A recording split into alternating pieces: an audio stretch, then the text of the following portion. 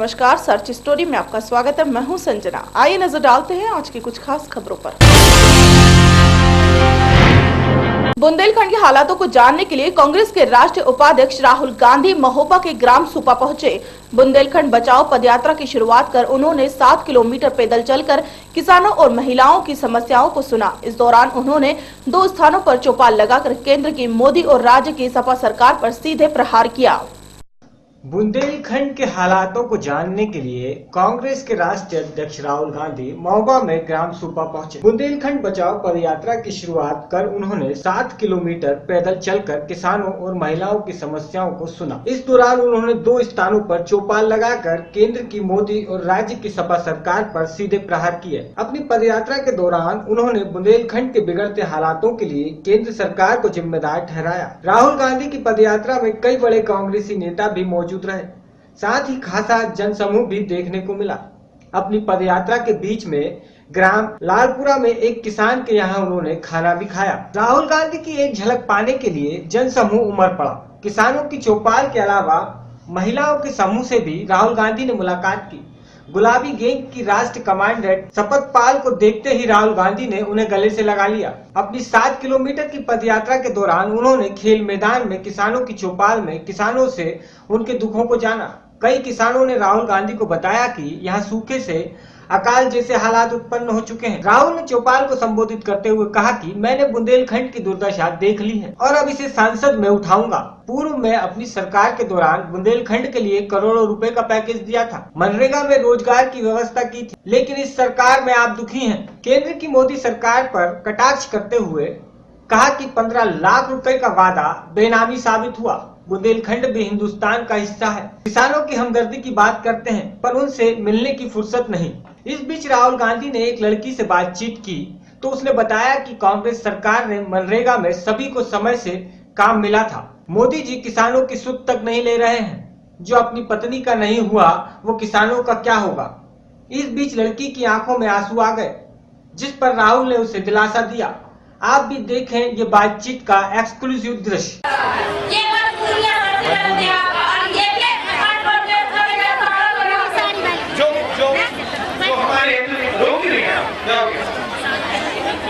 दीदी आप बैठे, दीदी दीदी बैठे, दीदी बैठे।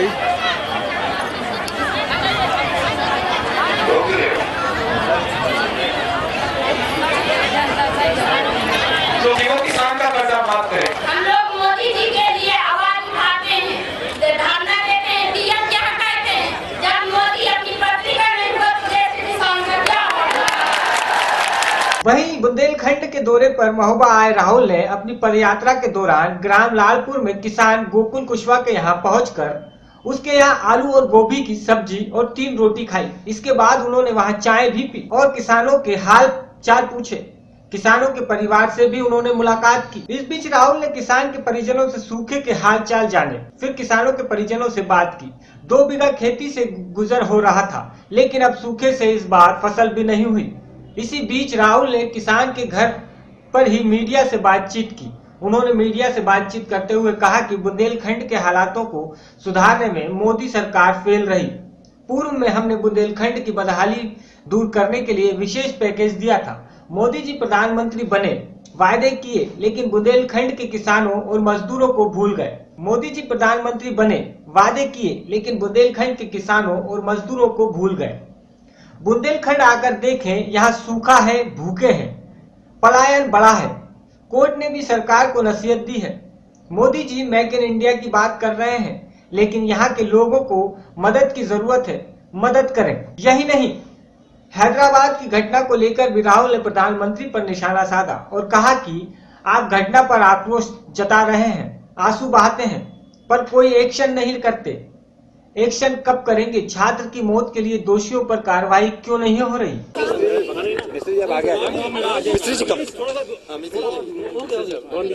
क्या नाकाम रही मोदी सरकार, खासतौर पर बुंदेलखंड के हालात देखने का आपको लगता है?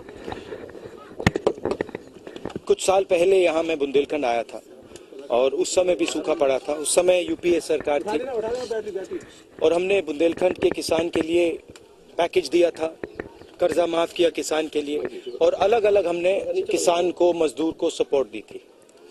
जब मोदी जी प्रधानमंत्री बने उन्होंने भी वायदा किया था कि वो हिंदुस्तान के हर वर्ग को, हर कम्युनिटी को, किसान को, मजदूर को पूरी मदद देंगे।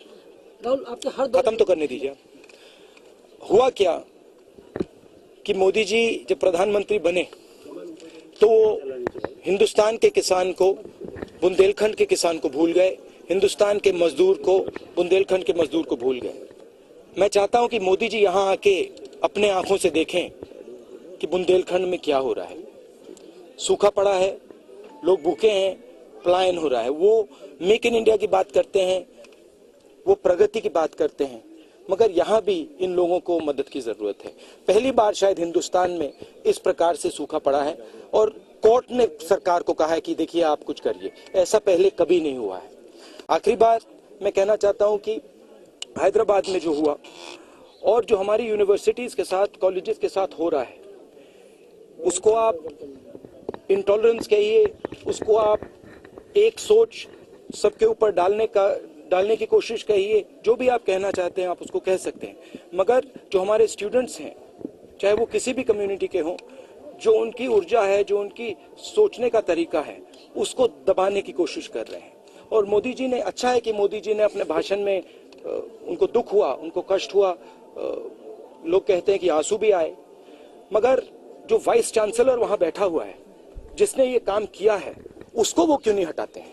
तो वो कहना बंद करें और वो करना शुरू करें। वहां पे इशू बहुत सिंपल है, बहुत सीधी है।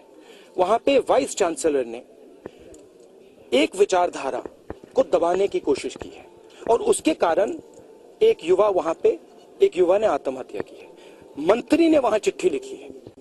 तो मोदी जी भाषण देने में कहते हैं कि भैया मुझे बहुत दुख हो रहा है, मगर देश का गरीब, देश का दलित उनकी ओर देख रहा है और ये सवाल पूछ रहा है कि ये जो हमारा प्रधानमंत्री जी हैं, ये एक्शन लेंगे या नहीं लेंगे। और मैं उनको कहना चाहता हूं, अगर आपके आंसू सच्चे हैं तो आप उस वाइस चांसलर को वहां से निकालिए। आप इंक्वायरी करा रहे हैं, मगर उसको आप पहले निकालिए और फिर इंक्वायरी से जो निकलेगा फिर आप करिए। धन्यवाद, थैंक यू। राहुल गांधी आए थे। अच्छा, क्या खाया? गोभी की सब्जी रोटी खाई है। बनाते रहे खाना। पानी भी पिया? हाँ। कौन सा पानी पिया? नल का पानी नहीं, नल का पानी पिया हमने। हम कसेड़ी का पानी पिया है घाघरा का। तो आप इससे पहले कभी सोचा था कि राहुल गांधी? नहीं साहब, हम नहीं सोचा था। तो क्यों आए लगे थे ना, तो हमारी बकरी पे आते, मेरी लड़की ने, हम दोनों जने आते, तो वे बोले खाना बना दो, हम लड़की ने खाना बना दो। तो क्या कह गए आपसे राहुल गांधी? कुछ कहा? हाँ, कह रहे तुम्हारी समस्या सब दूर हो गए। क्या समस्या बताई आपने? कह रहे तुम लोग को मजदूरी लगेगी, मजदूरी में ज्यादा पैसा मिलेंगे, सब कुछ मिलेगा तुम लोग को। खास समस्या क्या है आपकी?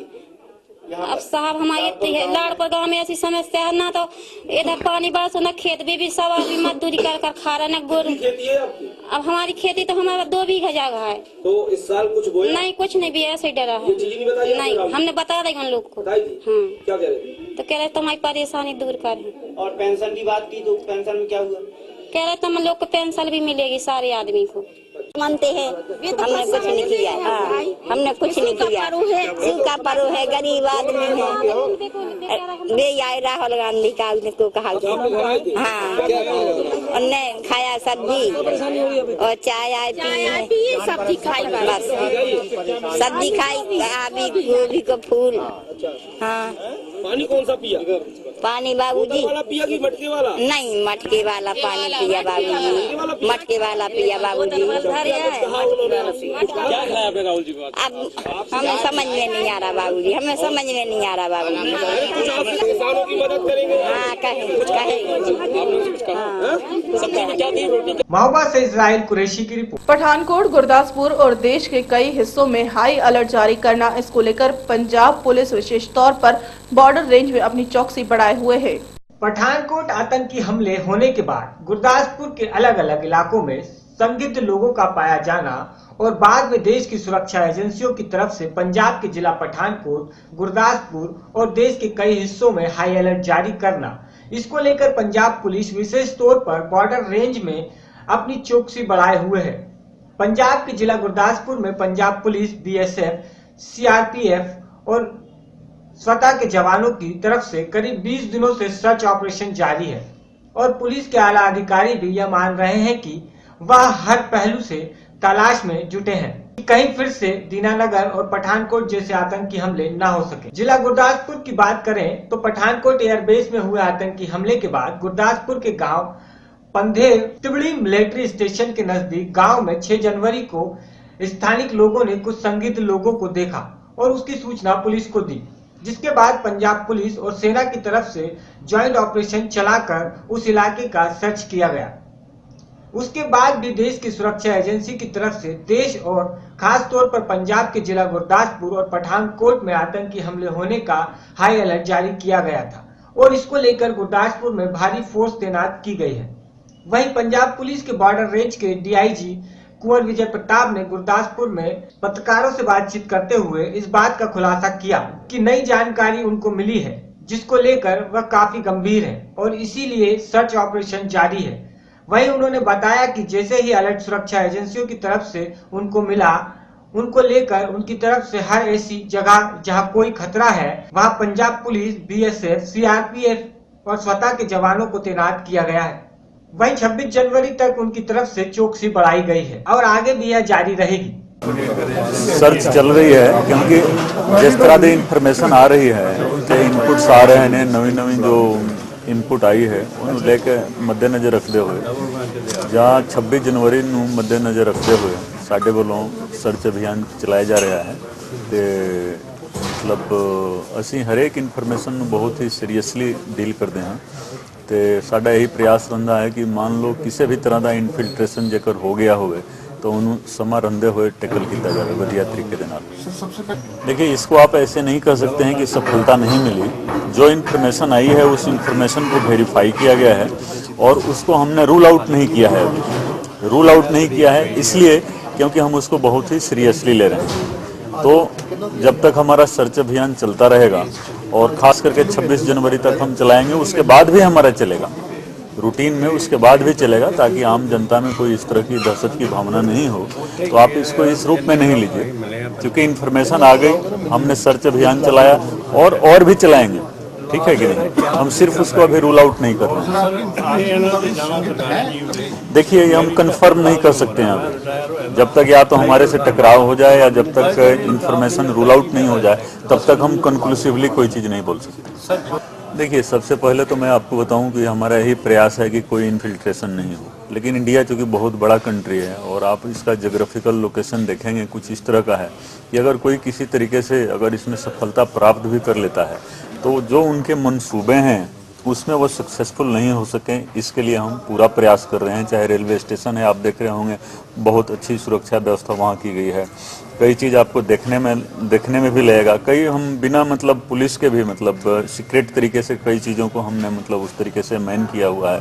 तो हमारा यही प्रयास है कि चाहे वो जहाँ भी जो भी अलर्ट है उसको ठीक तरीके से आप देखेंगे, हर चीज़ को जो सेंसिटिव लोकेशंस हैं उनको हम बहुत अच्छे तरीके से मैन कर रहे हैं। गुरदासपुर पंजाब से अवतार सिंह। 2 सगी बहनों के साथ गांव के ही 2 दबंगों ने गन्ने के खेत में बलात्कार का प्रयास किया। वहां से निकलने वाले राहगीरों ने 2 सगी बहनों को वहशियों से बचाया।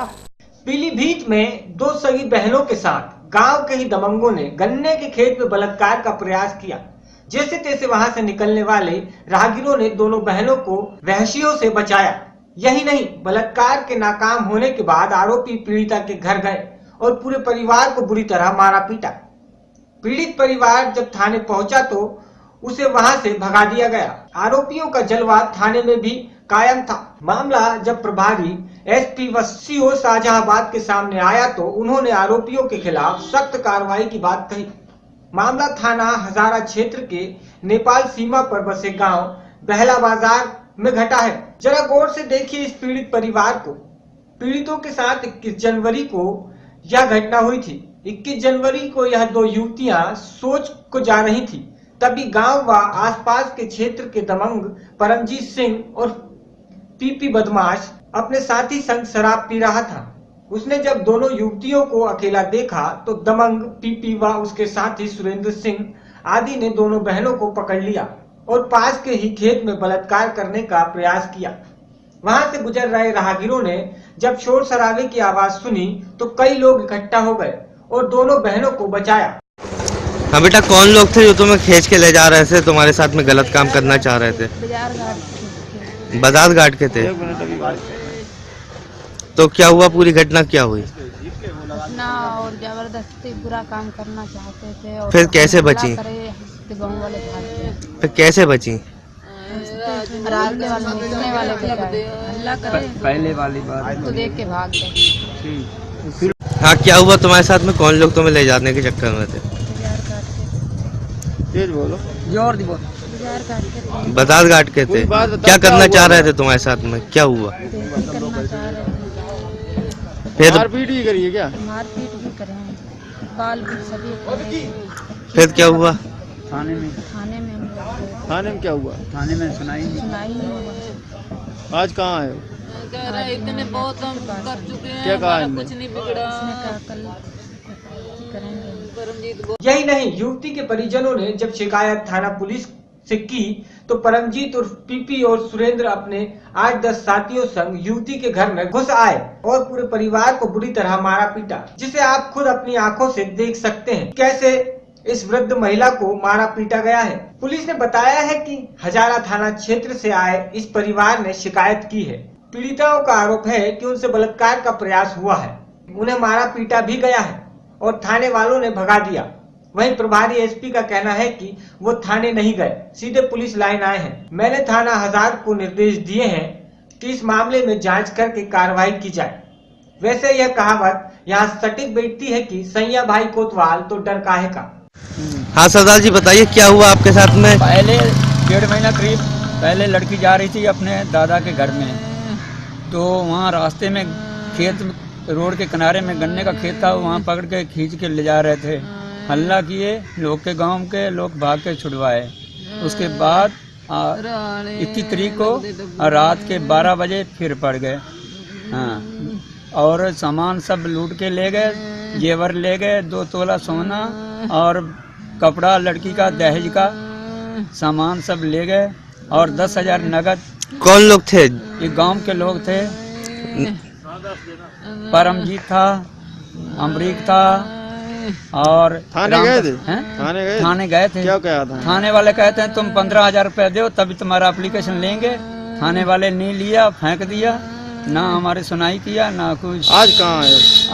आज कहाँ आए हो? आज यहाँ आए सीओ साहब के। क्या कहा है? कहा दरखास्त एप्लीकेशन दे के आ रहे हैं और उसने कहा कल तुम्हारा सुनाई होगा, ऐसे बोला। अच्छा, ये लोग कौन है? गांव के? गांव के हैं। नहीं, कौन लोग? आपके कौन रिश्तेदार हैं क्या? रिश्तेदार कोई नहीं है हमारे। नहीं तो दहेज का माल किसका लूट के ले गया? हमारे लड़के की शादी का। अच्छा, लड़की की शादी होने वाली थी? हाँ, होने वाली थी।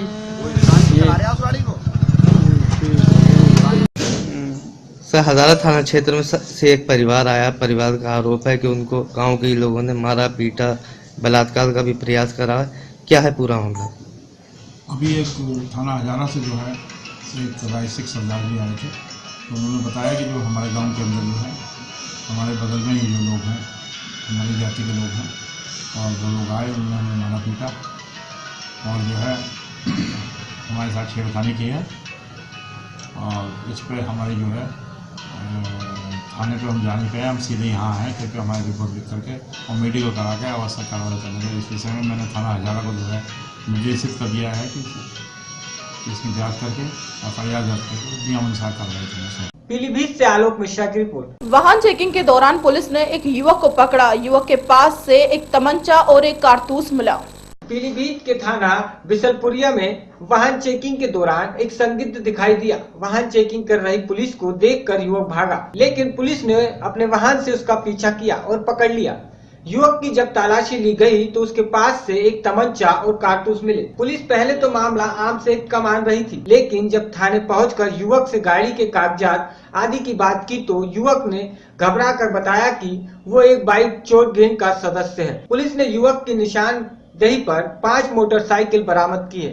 पकड़े गए आरोपी हसीन ने और भी खुलासे किए हैं कि वो एक मोटरसाइकिल मिस्त्री है और वो गाड़ियों का हुलिया बदलकर उसे फर्जी कागज भी बनाता है। पुलिस अब गैंग के अन्य सदस्यों को पकड़ने की बात कह रही है। बताइए। आज मैं बरेली रोड पर मैं फोर्स की चेकिंग कर रहा था तो एक लड़का मोटरसाइकिल लेके आ रहा था, तो उसको जब चेक किया तो जब शक हुआ तो चेक की तो मोटरसाइकिल चोरी की निकली। फिर उसे प्यार से पूछा गया तो उसने 4 मोटरसाइकिल कुल मिला के 5 मोटरसाइकिल चोरी की, जिसमें बरेली रामपुर की 2 टैक्स हुए हैं। बाकी हम प्रयास कर रहे हैं और एक तमंचा 315 बोर का मिला है, कार्रवाई की जा रही है। पीलीभीत से आलोक मिश्रा। गरीबों को सस्ते अनाज की दुकान से मिलने वाली चीनी बाजार में बिकने जा रही थी। चीनी पकड़े जाने के बाद केटेदारा में हड़कंप मच गया। विवादित होकर सरकारी गल्ले की दुकान वाले गरीबों को चूना लगाकर चीनी, केरोसिन ऑयल और गेहूं व चावल प्राइवेट किराने चलाने वालों को बेच देते थे। गरीबों को सस्ते गल्ले की दुकान से मिलने वाली चीनी बाजार में बिकने जा रही थी। चीनी पकड़े जाने के बाद कोटेदार में हड़कंप मच गया। ज्ञात हो कि सरकारी गल्ले की दुकान वाले गरीबों को चूना लगाकर चीनी, केरोसिन ऑयल और गेहूं व चावल प्राइवेट किराने चलाने वालों को बेच देते हैं और कोटेदार फिर इसी पैसे से मौज उठाते हैं। बाजार में बिकने जा रही कोटी चीनी मामले की सप्लाई इंटरप्राइजेज ने जांच शुरू कर दी है। आपको बता दें कि एक क्षेत्रीय नगरी ने इसकी सूचना पुलिस को दी थी। इसके बाद पुलिस ने 2 क्विंटल चीनी में सरकारी बोरे के सील कर दी है। पुलिस प्रशासन की जांच के बाद कठोर कार्रवाई की बात कर रही है। मामला पूरनपुर कोतवाली क्षेत्र का है। पीलीभीत की तहसील पूरनपुर में रहने वाले व जिला पंचायत सदस्य असलम को सूचना मिली कि पूरनपुर देहात की रास्ते गल्ले की राशन की दुकान नंबर 3 में चलने वाले कोटेदार असलम केरोसिन ऑयल और चीनी दुकानदारों को बेच देता है। सूचना पर लोगों ने ठेले वाले को रंगे हाथों पकड़ा। आपूर्ति विभाग के इंस्पेक्टर A.K. श्रीवास्तव का कहना है कि मैंने जांच की है और पूर्णतः कार्रवाई होगी। उन्होंने गोदाम प्रभारी के बयान लिए हैं और उच्च अधिकारियों को सूचित कर दिया है। सर, जो ये कोटे पे चीनी पकड़ी गई थी, इसमें क्या कार्रवाई की जा रही है? मैं अभी एटीएम सामने अभी 10 बजे करीब हमें आदेश दिए और मैंने चीनी देखी जाके और गोदाम प्रभारी के बयान लिए और जो चीनी लेके आया था असलम, उसको हमने टेलीफोन किया, बुलाया, उसके बयान का इंतजार कर रहे हैं। अच्छा, इसमें क्या कार्रवाई करेंगे? अभी तो जब तक जांच नहीं हो जाएगी पूरी तब तक कोई कार्रवाई सवाल नहीं होता। जांच पूरी होने के बाद ही कार्रवाई हो पाएगी। सब कार्ड देखना पड़ेगा, मालूम करना पड़ेगा, उनसे बयान लेने पड़ेंगे कई लोगों से। क्या नाम है आपका? असलम। असलम भाई, ये चीनी वाला क्या मामला है जो चीनी आप बता रहे? चीनी ये मामला है, अब जो कोटे पे बांटते हैं, कोटे पे बांटने के बाद में जो चीनी ये परमट जो है उसकी बच जाती है। जो चीनी जो उनके कहने फालतू परमट हैं, 100-150 परमट फालतू हैं, उस परमट से ये मतलब चीनी रोक के उसके बाद में बिलेप करते हैं। बिलेप करने के बाद में ये रोड पे आए थे, ठिलिया पे लाद के एक ठिलिया पहले चली गई थी गेहूँ और चावल की भर के। उसके बाद में दूसरी ठिलिया जी आई, वो ठिलिया मैंने बाद में ये वाली चीनी की 2 बोरी मैंने ठिलिया भरी में पकड़ी। और इसकी सूचना आपने पुलिस वगैरह को दी है? हाँ, 2 पुलिस वाले गए थे जो पकड़ के लाए हैं। जी। कहाँ पे पकड़ी गई है? ये समझुद्दीन कोठे वाले के थोड़ा आगे, बबलू किराने वाले के फोन पर। अच्छा, ये किस कोठे से चीनी आ रही थी? साबिर कोठे से। ये काला बाजारी ये करते रहते हैं ये लोग, और जो पब्लिक जाती है उसे भगा देते हैं, चिल्लाते हैं। पीलीभीत से आलोक मिश्रा की। थाना कोतवाली क्षेत्र के चक्रभानपुर स्थित एक होटल में एक मांगलिक कार्य के दौरान हुई फायरिंग का मामला तुल पकड़ता जा रहा है। थाना कोतवाली क्षेत्र के चक्रभानपुर स्थित एक होटल में एक मांगलिक कार्य के दौरान फायरिंग का मामला तुल पकड़ गया। मृतक के परिजनों का गुस्सा उस वक्त फूट पड़ा जब उन्होंने अखबार से मिली खबर में ये पाया कि राजेश यादव की हत्या के मामले में 302 के बदले 304 लगी है। देखते ही देखते जिला अस्पताल के सामने वाराणसी राज्य मार्ग जाम कर दिया गया। आपको क्या सूचना मिली और क्या लगते थे आपके? सूचना ये मिली शादी का। सूचना ये मिली कि घायल हो गई ना, फातिमा में भर्ती है। फिर हमारे 10 कदम गई तो पुलिस आई तो कहला कि गोली लग गई है, अशोक वर्मा गोली मार दिए। पहले उसकी दुश्मनी थी अशोक वर्मा से? पहले उसकी दुश्मनी थी? हाँ, पुरानी रंजिश थी। पहले से दुश्मनी थी। किस चीज की दुश्मनी थी? कैसी? जमीनी विवाद के बारे में। अच्छा, सूचना मिली थी जिला अस्पताल में पुलिस जिला अस्पताल पहुंची थी। यहाँ पाया कि लड़की है, उसको गोली लगी थी और डॉक्टर ने उसको मृत घोषित किया।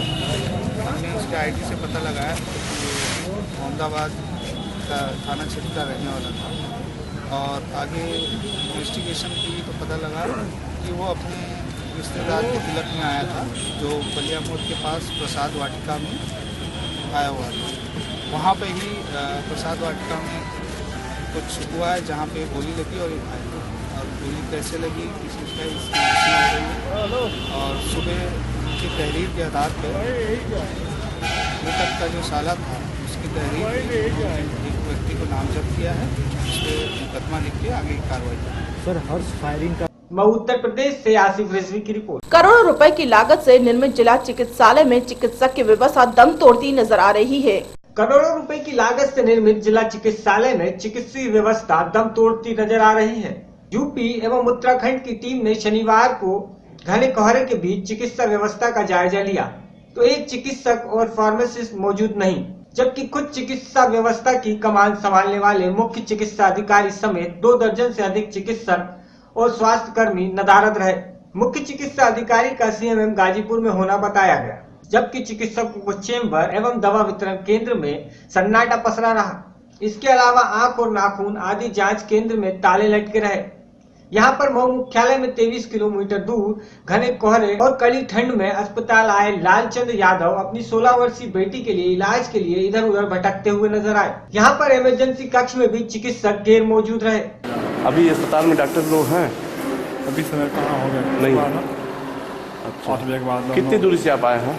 हमको 35 किलोमीटर दूरी हो गया। क्या इलाज कराना है आपको? इसको खांसी और बुखार का शिकायत था जी। एक कोहरे मौसम में आपको कितना खर्च करके आना पड़ा? 60 रुपये। 60 रुपये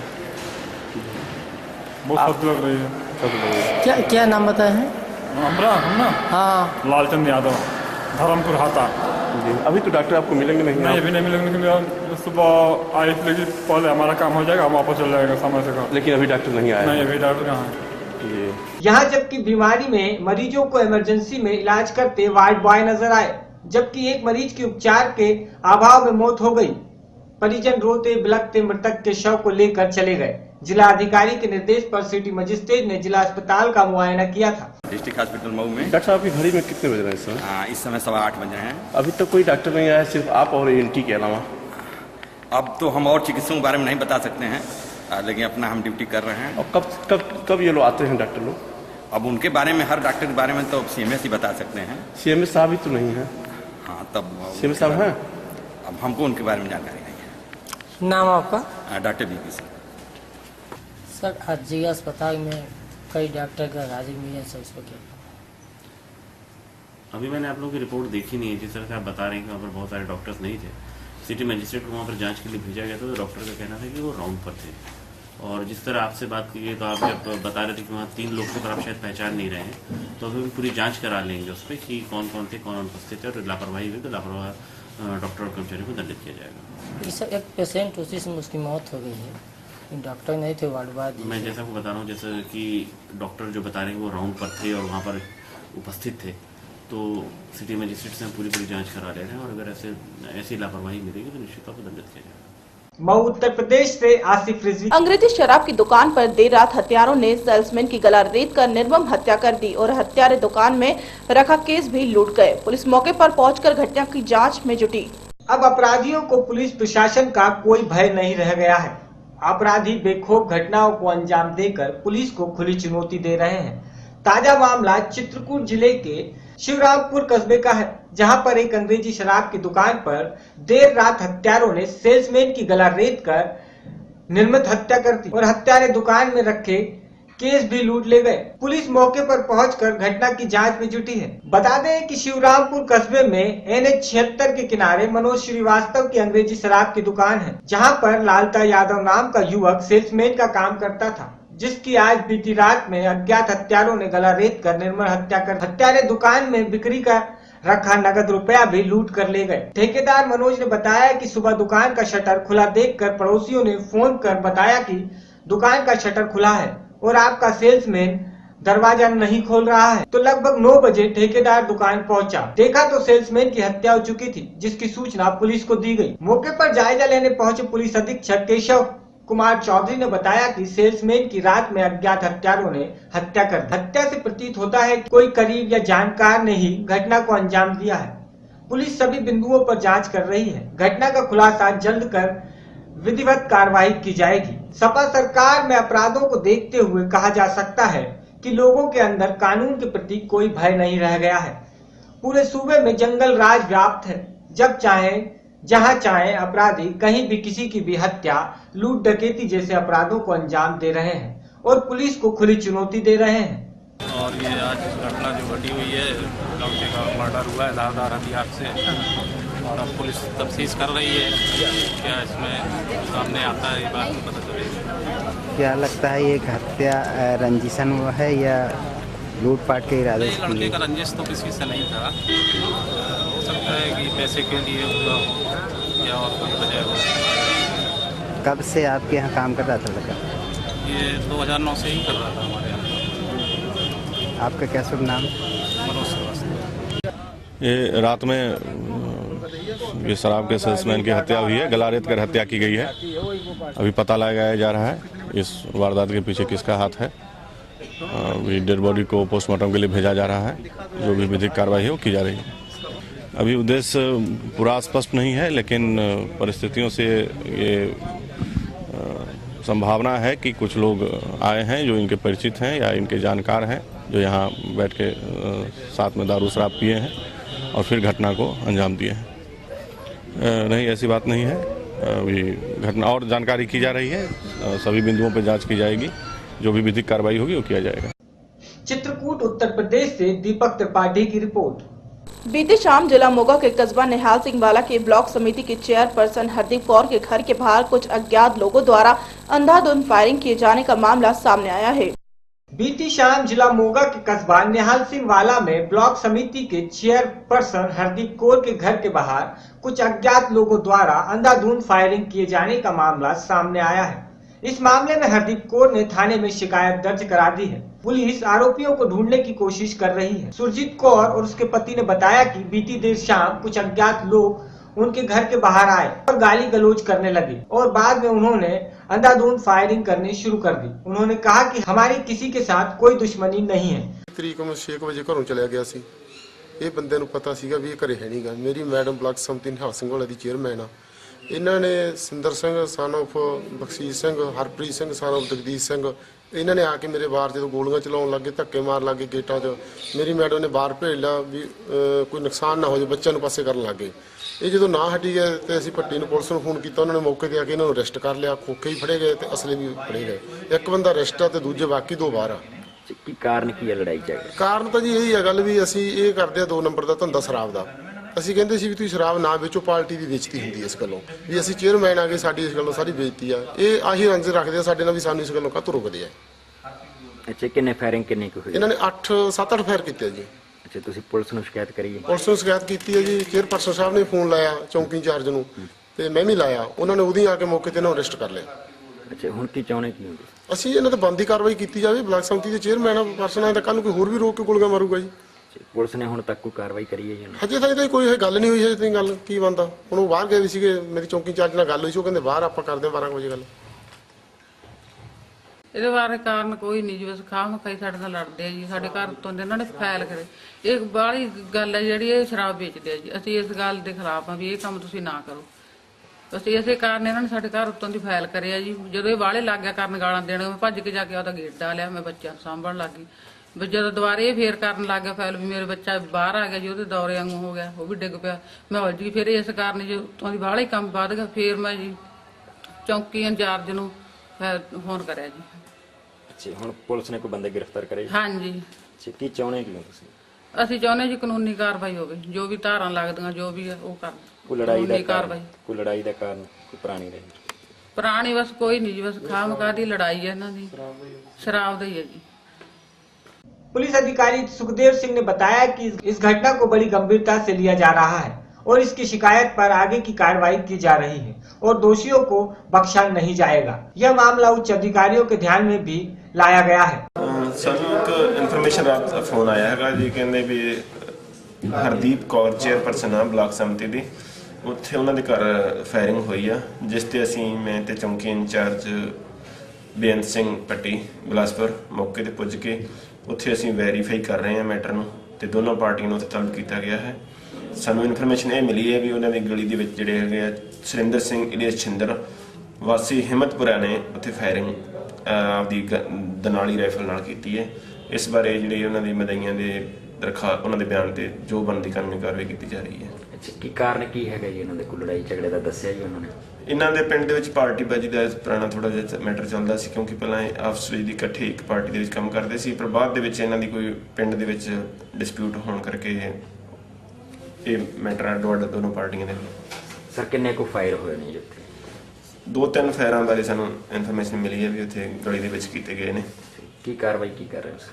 ਉਹਨਾਂ ਦੇ ਬਿਆਨ ਦੇ ਉੱਤੇ ਜੋ ਕਾਨੂੰਨੀ ਕਾਰਵਾਈ बनती है वो की जा रही है। मोगा पंजाब से विपिन ओकारा की। जबलपुर से निजामुद्दीन तक चलने वाली ट्रेन में बम की खबर होने की सूचना पुलिस कंट्रोल रूम जबलपुर से कटनी पुलिस को मिली थी, जिस पर तत्काल जीआरपी पुलिस, रेल पुलिस ने ट्रेन के आते ही ट्रेन को कटनी स्टेशन के प्लेटफॉर्म नंबर 2 पर खड़ी कर ट्रेन की सर्चिंग की, पर बम होने की अफवाह निकली। जबलपुर से निजामुद्दीन तक चलने वाली ट्रेन 22-181 गोंडवाना एक्सप्रेस में बम की खबर होने की सूचना पुलिस कंट्रोल रूम जबलपुर से कटनी पुलिस को मिली थी, जिस पर तत्काल कटनी पुलिस ने, जीआरपी पुलिस, रेल पुलिस ने ट्रेन के आते ही ट्रेन को कटनी स्टेशन के प्लेटफॉर्म नंबर 2 पर खड़ी ट्रेन में सर्चिंग की, पर बम होने की अफवाह निकली। जब ट्रेन प्लेटफॉर्म पर लग रही थी उसके पूर्व ही पुलिस प्लेटफॉर्म पर पहुंच गई थी, लेकिन जिस हिसाब से पुलिस प्लेटफॉर्म पर चल रही थी उससे यह नहीं लग रहा था कि पुलिस ट्रेन में बम होने की जांच करने जा रही है। प्लेटफॉर्म में बैठे यात्रियों को भी ट्रेन के आने के वक्त भी नहीं हटाया, जिससे ऐसा लग रहा था कि पुलिस को पहले से ही मालूम था कि ट्रेन में बम होने की खबर झूठी है। हमने जब जीआरपी के थाना प्रभारी मास्ट्रोल और कोतवाली प्रभारी से बात करनी चाहिए तो इन दोनों अधिकारियों ने मीडिया से बात करने से मना कर दिया। प्राप्त हुई थी जिस पर पुलिस है, एसपी थाना, जीआरपी और आरपीएफ दांग सुल्तान को बुला करके गोंडवाना एक्सप्रेस की थर्मली चेकिंग कराई गई है और इसके बाद ट्रेन को जाने दिया गया। कोई एक्सप्लोसिव मटेरियल्स या ऐसी संदेहास्पद चीजें नहीं मिली थे। कितना समय कटनी मध्य प्रदेश से यश खरे की रिपोर्ट। खबरों में फिलहाल इतना ही, मुझे दीजिए इजाजत, नमस्कार।